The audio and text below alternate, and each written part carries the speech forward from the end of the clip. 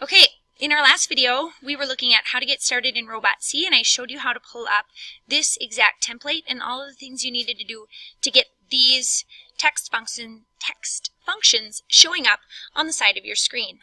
In this tutorial, I'm going to show you how to take some of the text functions on the left side of your screen and where to place them into your program on the right.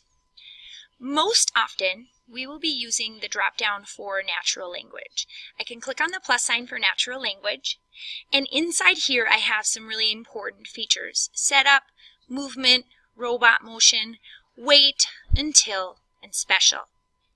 To get started, the very first thing I want my robot to do is start motor, and then it's going to wait 5 seconds. And the last thing I want it to do is stop motor. Seems really simple, but we have quite a few things that we need to do. To get my motor to start, I'm going to go into the movement drop-down. Inside my movement drop-down, you'll see set servo. We're not going to work with that at all this quarter. Start motor and stop motor.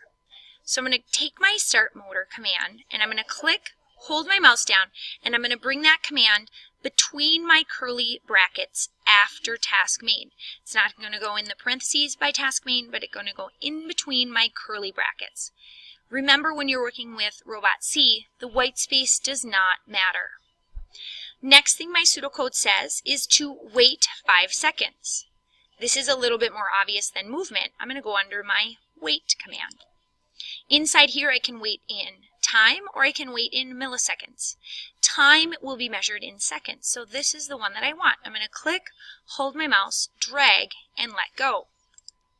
This is an easy thing to set up. All I need to do is highlight my wait time and type in my time of 5. So that will now wait for 5 seconds. The last thing I need to do is go back up to movement, find my stop motor, click, hold, drag, and place it where I want it. I'm almost ready to finish out my program. I have my start motor, wait 5 seconds, and stop motor.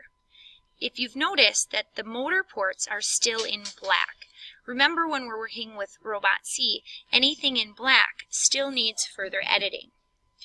I can easily change my speed by highlighting this, and if I want my motor to go at full speed, all I need to do is highlight speed and type in my full speed of 127. I know it's really a random number, but that's just what ROBOTC chose for a number. Last thing I need to do is program in my motor port. I have 2 options for this. I can name my motor port, or I can just look on my VEX Cortex and see which port I have my motor plugged into. I'm going to actually program mine in. To do that, I go up to Motor and Sensor Setup. I go to my motors, and I'm going to name my motor. Right now my motor is plugged into port 2 on my test bed. So I'm going to type in only, and then I have to capitalize motor. Notice that there's no spaces, and motor has to be capitalized.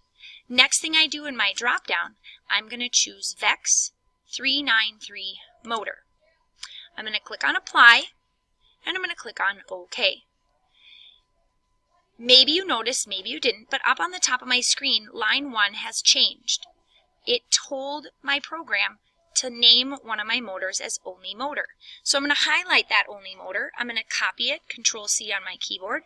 I'm going to come over here, I'm going to highlight my black letters, motor port, and I'm going to do a Control-V to paste. And I'm going to do the very same thing for motor port, Control-V to paste. I am now ready to compile my program. All of my letters change to either red or blue, and I can now click on Download to Robot.